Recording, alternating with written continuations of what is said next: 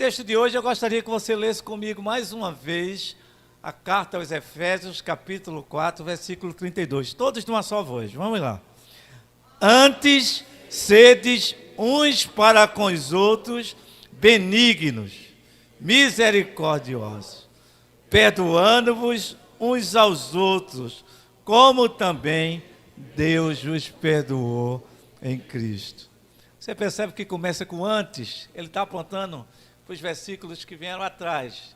Antes de se irar, antes daqueles que furtavam, antes de falar outras coisas, antes de agir carnalmente, antes de ser levado, porque a perícope anterior mostra justamente aquilo que não é ser cristão. E esse texto, que é a divisa, mostra que antes disso, nós devemos nos posicionar com a mudança de vida. Mas o tema da nossa convenção, eu gostaria de falar um pouco sobre o tema, porque busquem a paz com misericórdia, tá? E a necessidade que nós precisamos buscar essa paz. Às vezes nós buscamos a paz pela força. Às vezes nós queremos a paz na nossa família, promovendo guerras. E a temática do texto é que nós busquemos primeiro a paz com misericórdia. Essa atitude do cristão, não é buscar a paz de todo jeito, não é buscar a paz como o mundo quer que você busque. Mas a palavra de Deus nos apresenta o caminho para chegar até essa paz. E esse caminho deve ser pela via da misericórdia. Por isso nós precisamos, pela misericórdia, isso aí. A palavra misericórdia tem a origem latina, né? Miserer, que é compaixão, e cordis, que é compaixão de coração. A palavra misericórdia é você ter compaixão de coração por essa pessoa. Tá certo? Então, esse é um ponto importante para que nós aprendamos nessa manhã. Busque a paz com misericórdia, né? Buscar a paz pelos seus princípios, do jeito de você pensar, pelo seu achismo, mas buscar a paz pela misericórdia. Mas o texto seguinte é a nossa divisa, isso, posso para a tela. Diz que devemos ser benignos.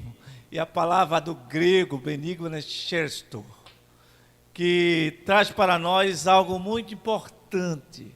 Ser benigno, além de ser bondoso, amoroso, é ser útil.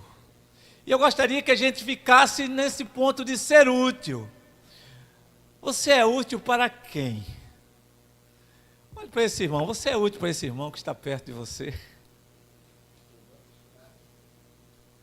Você é útil para essa pessoa que está ao seu lado?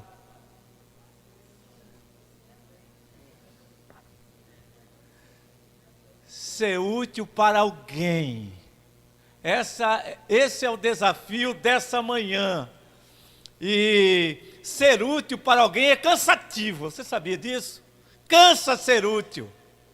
Chega um ponto que a gente não aguenta mais ser útil. Mas pela misericórdia, você poderá ser útil, porque é um campo muito perigoso. Eu digo perigoso pelo fato de que, quando a velhice chega, ser útil deixa de ser útil, e o que fica é amor, se existe amor. Porque quando a velhice chega, nós descobrimos quem nos ama e quem não nos ama de verdade. Porque tem gente que nos ama porque a gente é útil para ele, você sabia disso? Porque a gente pode ajudar, a gente pode fazer alguma coisa. Você vai descobrir quem lhe ama é quando você chegar na velhice e se tornar-se inútil para ele. Quando a gente visita o pastor Nilson, e a gente vai lá e dá todo carinho, porque o valor dele para mim não acabou. Ele continua sendo útil, ele continua sendo meu pastor, tá? Ele não está mais na tribuna, ele não está no púlpito, mas o valor dele não mudou para mim. E diga a você, agora eu estou tendo mais tempo e mais atenção com o meu pastor. como eu nunca tive. Escutá-lo e ser útil para alguém, muitas vezes, é escutar as mesmas histórias. Ele repete a mesma história e a gente ri novamente, tá? A gente faz de conta que foi a primeira vez, porque aquele homem é útil para mim. Ele fez diferença na minha vida. Se sentir útil. Quando a velhice chega, eu fico pensando, pedindo a Deus que Ele me coloque junto de pessoas que me amam, não pelo que eu sou hoje, mas pelo meu valor eterno em Cristo Jesus. Porque quando chegar aquela fase de quem vai ficar com o pastor Williams, leva o pastor Williams para o sol, tira o pastor Williams do sol para a sombra.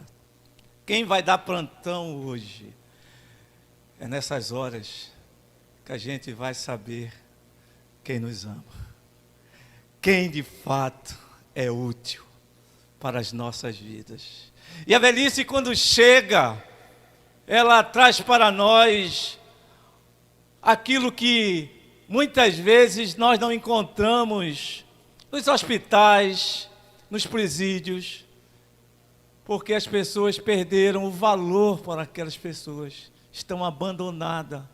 Mas ser útil nesta vida é saber que existe alguém nessa terra que, mesmo se tornando inútil, mas não vai perder o meu amor. Isso é ser benigno, que jamais vai perder o amor por se tornar inútil. E eu peço a Deus que me faça envelhecer ao lado de pessoas que de fato me amam. Porque vai chegar aquela fase que nos tornamos inúteis para a sociedade e escutar de alguém dizer assim: esse eu acho que é o brilhantismo da vida.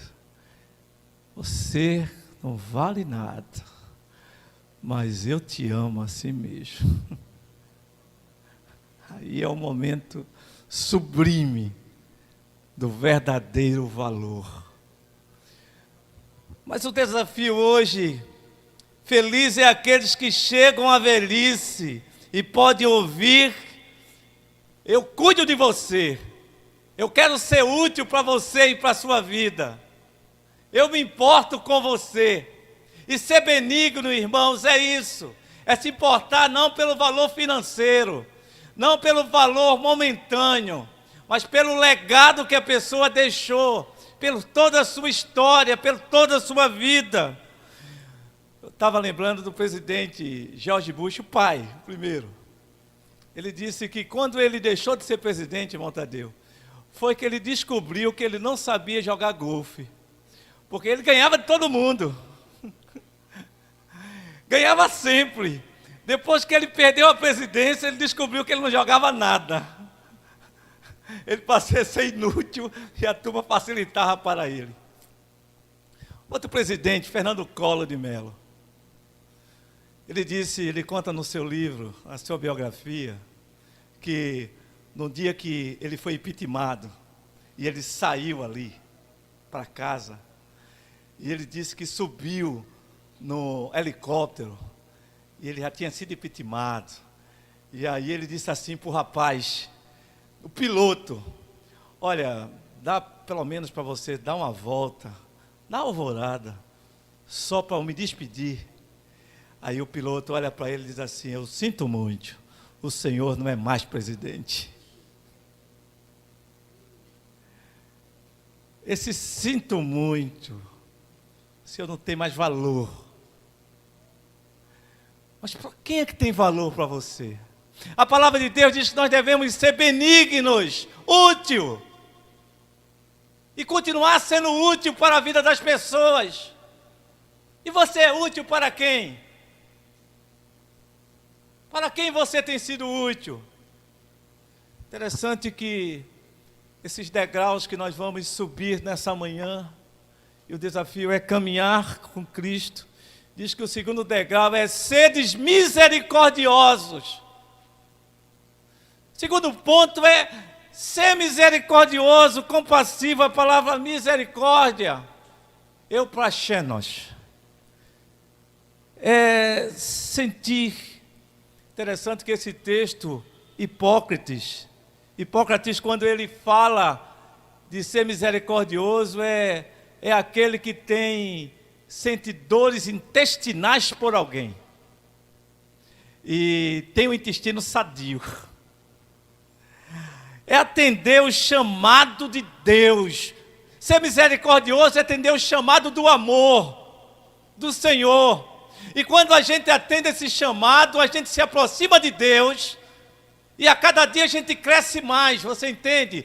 Nós temos o coração alargados.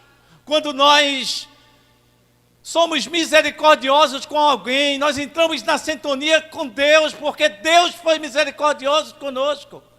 Deus não desistiu de nossas vidas. E eu lembro daquele filme sempre, eu assisti 3 vezes. Eu desafio você a assistir o filme El Cid, de 1961. Está no YouTube, de graça. O filme El Cid com Sophia Loren, ainda garota. Com Charlton Heston. O cara fez Ben-Hur e fez Moisés. O cara era maravilhoso, assim, porque talento. E no filme El Cid, a gente entende o que é misericórdia. Você vai chegar numa parte que El Cid era um cidadão jovem que lutava a bem da justiça e do evangelho da graça de Deus. Chega uma fase, uma parte lá pelo meio do filme. Assista, vale a pena, o filme todo é maravilhoso. É antigo, mas está em colorido já. Não está em preto e branco, não. E tem uma parte que ele chega, ele está passando com o seu cavalo e tem um leproso. E ele desce do cavalo dele e o leproso está dizendo, que sede, que sede. E ele chega, desce do cavalo, pega o seu cantil e dá de beber na boca do leproso. E quando ele termina, o leproso diz assim para ele, obrigado, meu Cid. E ele diz assim, você me conhece? O cara é cego. Você me conhece de onde?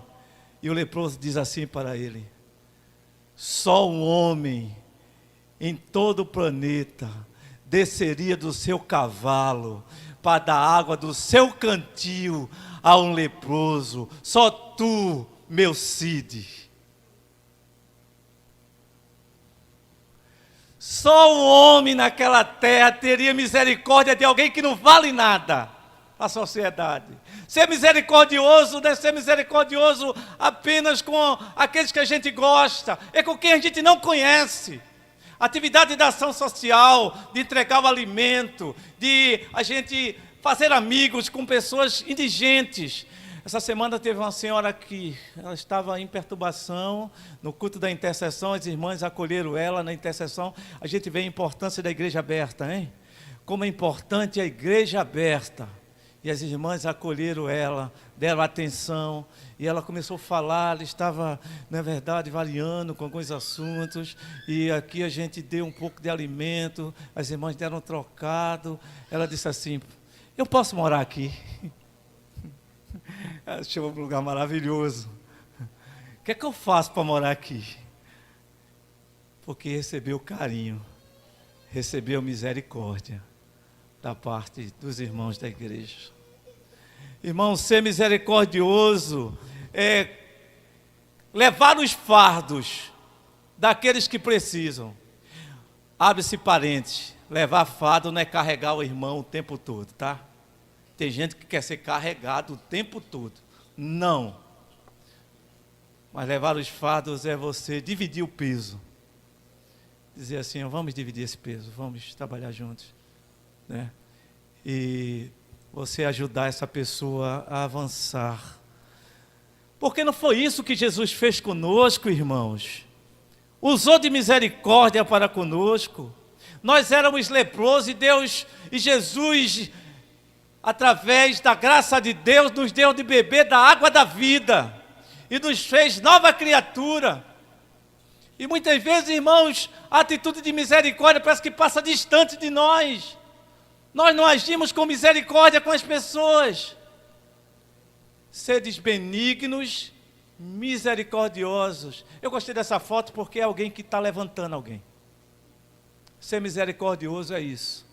É pegar com as mãos e levantar, botar para cima. Hoje é o desafio que Deus quer para a sua vida. Quem você precisa levantar? Pessoas que estão no seu caminho, que precisam ser levantadas por você. Você é cristão, e a palavra cristão quer dizer miniatura de Cristo, ou muito parecido com Jesus. Seja o Cristo na sua família, na sua rua. Seja misericordiosos. Terceiro ponto do texto diz assim: misericordiosos e perdoando-vos. Próxima tela, perdoando. Isso. Perdoando vem do termo epiex, mas também pode usar também outro termo. Deus nos dá esse grande exemplo de perdão, não é verdade? E esse perdão, a gente olha para a Bíblia quando fala de Deus, o filho pródigo. A história do filho pródigo é uma história de perdão. Pegou toda a herança, gastou com os bares, prostitutas, e ele está voltando, e aquela cena em que o filho está voltando todo sujo e o pai corre. Interessante que a Bíblia mostra, Jesus conta na história, o judeu não corre, o judeu anda na elegância. Quando diz que Deus, que representa o pai, corre, eu acredito que é uma espécie de levantar o vestido e sair correndo. E é num abraço que o perdão nasce. É num abraço do pai ao filho que o perdão acontece. Quem você precisa abraçar da sua família e perdoar? Perdão liberta nossas vidas. E o texto diz assim: sede benigno, misericordioso, perdoando-vos. Jesus nos dá exemplo do perdão na cruz. Ele não espera o momento. Ele não diz assim: quando eles melhorarem, eu perdoa, Pai. Ele diz assim: Pai, perdoa-os agora, porque não sabem o que fazem. Perdoa já, Senhor. Os cabas estavam vendendo as roupas ainda, a túnica dele, repartindo lá, ele já estava declarando perdão. Não fique preso, se liberte. Inicie o processo de perdão agora na sua vida, com alguém da sua família, com alguém que lhe fez mal. Perdoe o pai, mãe, irmãos, parentes. Perdoe a sogra. Seja liberto, porque quem não perdoa carrega um defunto nas costas. Você sabia disso? Para onde você vai, você lembra daquela pessoa. E você começa a ver gente parecida com aquela pessoa em tudo que é lugar. Mas rapaz, mas se parece com fulano. Você senta no ônibus e vê uma pessoa igualzinha. Mas é porque você não se libertou do perdão. Perdão é ser um ato de Deus. E interessante é que quando perdoamos, o nosso coração cresce na dimensão de Deus. Quando nós, diga para o seu irmão, quando nós perdoamos, o nosso coração cresce na dimensão de Deus. E quanto mais eu tenho de Deus, Deus assim, não acumula, diga para o seu irmão, Deus não acumula. Cada vez que eu tenho, mais eu posso ter de Deus, eu vou crescendo na graça e no amor de Deus. Ele nos perdoou todos os dias, Ele nos perdoa dos nossos pecados, Ele não se lembra mais. O interessante é que o perdão de Deus, Deus tem uma amnésia da graça, que quando nós confessamos, se a gente perguntar, o Senhor lembra do meu pecado? Ele vai dizer, quando? Quando é que foi? A amnésia da graça instantânea, Deus proporciona para nós. Por isso que o texto diz assim, perdoando-vos como o pastor perdoa. É isso que o texto diz? Perdoando como a igreja perdoa. Perdoando como? Como Cristo, como Deus nos perdoou. Esse texto aí está no auristo. E o texto no aoristo, irmãos, é interessante, que ele expressa uma ação sem limites. Não pode dizer, não, eu estou pensando em perdoar. É uma ação para agora e sem limite. E ela deve ser feita o tempo todo. O termo está no aoristo. E a gente não pode dizer assim, não perdoa. Porque se não perdoares na terra, não. Já pensou você chegar no céu e ter a porta fechada, porque você não perdoou aqui na terra? E pensar que vai entrar, quando chegar lá, você passar o seu cartão lá. E cadê o cartão? Não funciona. E você, não é a senha, vou trocar de senha. Não. E aí aparece lá um anjo e diz assim, olha, esse cartão não funciona aqui não, esse cartão é de outro lugar. Você já imaginou você viver um tempo dentro da igreja, achando que está servindo a Deus, e por não perdoar, você não estar nos céus, não ter o seu nome perdoado, porque você não foi perdoado, por opção sua, você escolheu não perdoar. Por isso, nessa manhã, nós precisamos ser desafiados a viver mediante a graça de Deus. Na conclusão desse texto de hoje, eu boto essa foto aí, e essa conclusão. Nós precisamos parar e refletir sobre nossa vida, para onde nós estamos indo nesse evangelho. Porque se não somos benignos, não somos misericordiosos, não somos perdoadores, aonde nós vamos parar? A palavra de Deus diz que nós devemos, irmãos, ser de fato verdadeiros cristãos e nos comprometermos com a graça do Senhor. Nós precisamos sair daqui hoje com os desafios dessa aplicação, isso sim. Quais os desafios propostos para nós nesse texto? Qual o maior desafio nesse texto para você? Olhe para o seu irmão e pergunte a ele, qual é o maior desafio? É ser benigno, ser útil, é ser misericordioso, ou ser perdoador? Mas o desafio é ser os três, viu? Não é escolher um, tá? O desafio é você fazer os três, realizar os três na sua vida. Que decisões preciso tomar para que isso aconteça na minha vida? Qual a decisão que você precisa tomar agora para que essa mensagem não seja mais uma mensagem só na sua vida? Anote os nomes das pessoas que você precisa perdoar, ser misericordioso e ser útil para essas pessoas. Ontem nós falamos sobre família aqui, e às vezes os pais transformam famílias em famílias tóxicas porque eles acham que os filhos devem alguma coisa a eles. E eles fazem algumas coisas para os filhos, achando que os filhos devem devolver. Não é assim. Não é desse jeito. Quando você exige do filho, você tira dos netos. Tá?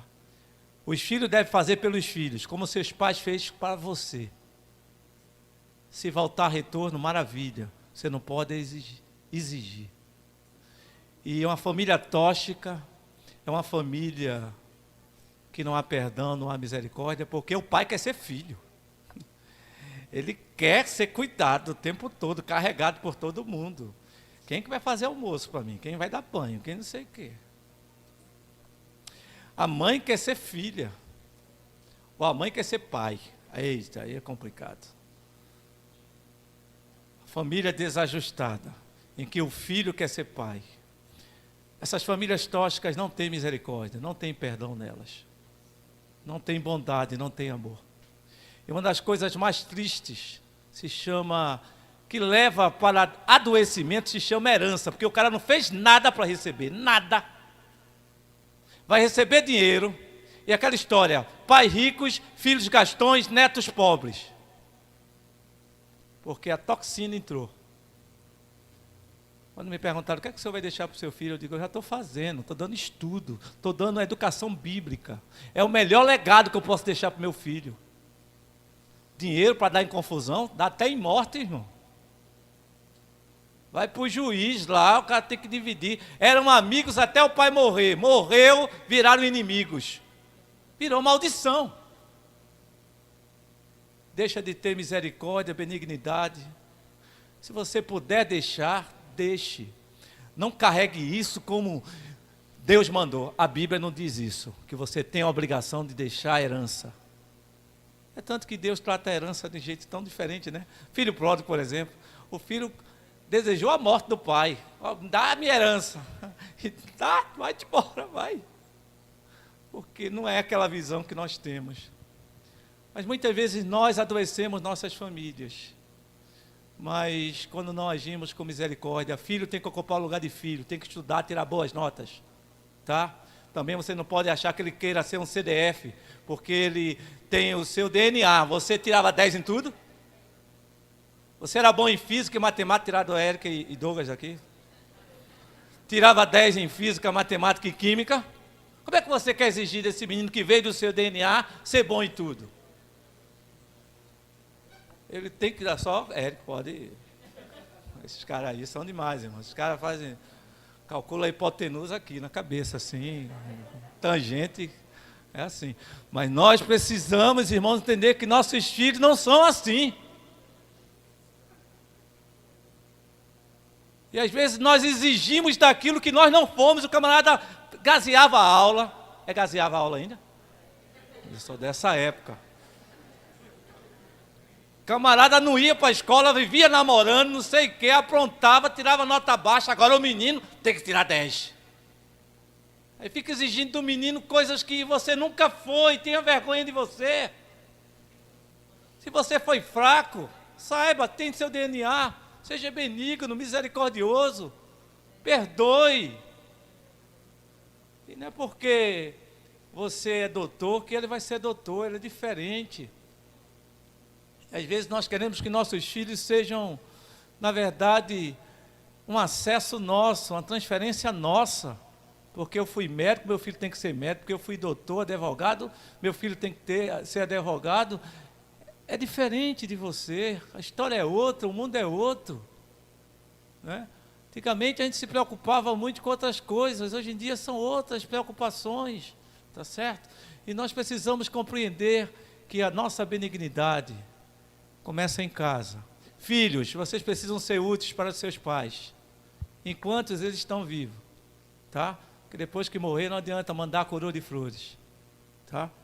Tem que cuidar de papai e mamãe agora, beijar, colocar no braço, dar tudo de bom a eles agora, tá? Esse negócio que quando chega, eu vou fazer sepultamento, que os filhos se desbruçam em cima dos caixões e não quer deixar sepultar, e aí eu pergunto depois, como é que era? Aquele choro ali é um choro de mágoa por não ter feito nada. Nunca fez uma visita. Aí depois quando está lá, se agarra no caixão, eu vou também, dá vontade de dizer, coveiro, enterra junto.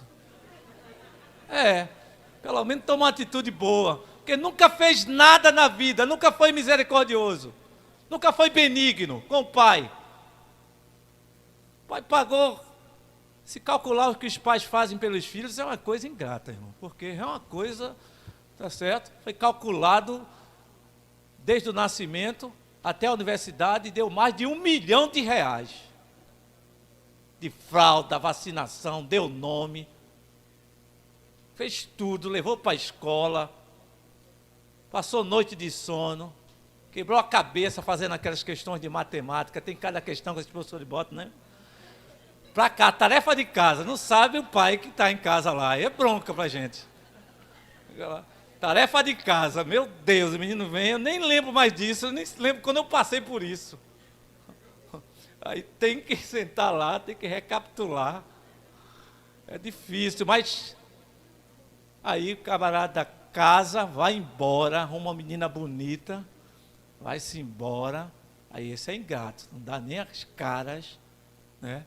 Agora, o pai saudável é aquele pai que chega na velhice e que os filhos, na verdade, não incomodam mais. Aí você chegou, eles conseguiram seguir o rumo. Deixa ele estar perguntando: papai, qual a camisa que eu uso? Mamãe, qual a cueca que eu vou usar hoje? Acaba com 40 anos, irmão. Tendo que... Não, a comidinha da mamãe não saiu do primeiro processo da infância. E aí nós precisamos, irmãos, ser benignos e misericordiosos, mas não gerar adoecimento para os filhos. Maternidade e paternidade tem prazo de validade mesmo, viu? Tá? Estágios diferentes. Tem época que a gente tem que cuidar e amar. Mas amor, até amor demais, pode adoecer. Beijo demais, beijo é bom. Tá? Mas beijo o tempo todo, beijo e cheiro o tempo todo pode também prejudicar. Eles têm que aprender a cair. Tem que aprender a ralar o joelho, tem que aprender a resolver as broncas dele, os bullying dele na escola, né? Murro no olho, falou da mãe, murro no olho. Na minha época, não era, murro no olho, falou da mãe, cara. Mas assim, tinha que resolver lá mesmo, tem que aprender a lidar com isso. Mas não vai fazer isso não, viu? Não é brincadeira. Vá para a tia e diga a tia que falou da sua mãe. Não vai dizer, o pastor manda dar amor no olho. Não. Tá? Vai lá para a tia, fale com a tia a primeira vez, a segunda vez, fale com a mamãe, tente resolver até a quarta instância. Mas se não resolver... Amor no olho, cara, Falar da mãe é uma coisa sagrada demais, né? Mãe é... Mas é necessário que a gente resolva a nossa experiência, que nossos filhos aprendam a resolver. Não é a mamãe querer ir lá na escola, né? Na minha época, se a professora falasse uma coisa comigo, professora, por favor, não diga nada à minha mãe, não, pelo amor de Deus, eu faço tudo que a senhora quiser. Hoje em dia, não, a mãe vai agarrar a professora, né? A bater. Essa mulher disse que meu filho, que o lanche dele não era adequado para ele, que ele devia levar mais frutas e verduras, é motivo para apanhar da mãe. Só um conselho. Então, nós precisamos, irmãos, ser benignos, misericordiosos e perdoadores também com as professoras, com os mestres, porque essa geração de valores invertidos, e a proposta de Satanás é tirar os valores reais, bíblicos do mundo. Então, a proposta de Satanás é: não vale respeitar mais mãe, pai, professor, juiz, médico, essas profissões, policial. Genilson está ali hoje. Hoje em dia ninguém quer respeitar. A proposta é trazer o desrespeito, quebrar as autoridades. É a proposta do inferno, para deixar o mundo no caos. E a proposta do inferno é destruir família. Esse ano, de novo, mês passado, a proposta de tirar o dia dos pais e das mães, botar dia do cuidador. Porque tem 2 pais, 2 mães agora. E a gente não pode se dobrar a isso. A gente deve continuar levantando a bandeira da família, sendo misericordiosos e benignos e perdoadores a partir da nossa família. A partir de mim, a começar em mim, eu preciso ser útil para as pessoas que estão. E peça a Deus para que você envelheça ao lado de pessoas que lhe amam, para que você continue sendo útil para aquelas pessoas. Este é o meu sonho. Porque quando chegar a época de trocar fralda, não quero. Então a gente precisa pedir a Deus essa graça, essa misericórdia sobre nossas vidas, porque investimentos são feitos, mas não são garantidos os retornos, tá? O amor é que vai fazer a diferença para conosco e para com as nossas famílias. Seja útil, seja benigno, misericordioso e perdoador, porque essas atitudes vão seguir você. até o final da sua vida. Se você andar com elas, no final da sua vida, você vai encontrar a misericórdia, o perdão e a benignidade cercando você, protegendo você para os melhores momentos da sua vida. Às vezes a gente chega na velhice, né, diz que a pior coisa da velhice, diz que no alfabeto a letra I é a pior coisa da velhice, né? Que é na letra I que estão os perigos, né? É que vem insuficiência renal, insuficiência respiratória, e vem também outros Is que são terríveis, né? Todo ano, IPVA, imposto de renda. A letra I, se tirasse a letra I, a gente vivia tão bem, irmão Tadeu. Mas infelizmente ela faz parte da nossa vida. Mas nós precisamos nos preparar para esse estágio da nossa vida, com consciência, né? Pedro não entendia. Jesus disse: Pedro, você se acha o cara, mas um dia você vai precisar que alguém pegue você pela mão, Pedro, e leve, dê banho, e você pensa que você é, mas um dia você vai precisar disso também. E todos nós, irmãos, precisamos. O desafio é a gente continuar honrando ao Senhor, pedindo a graça de Deus sobre nossas vidas, misericórdia, e quando chegar esse estágio da vida, a gente passar por ele e chegar nele consciente desse momento da nossa vida, não com rancor, não com mágoa, não esperando que alguém venha, não, seja você.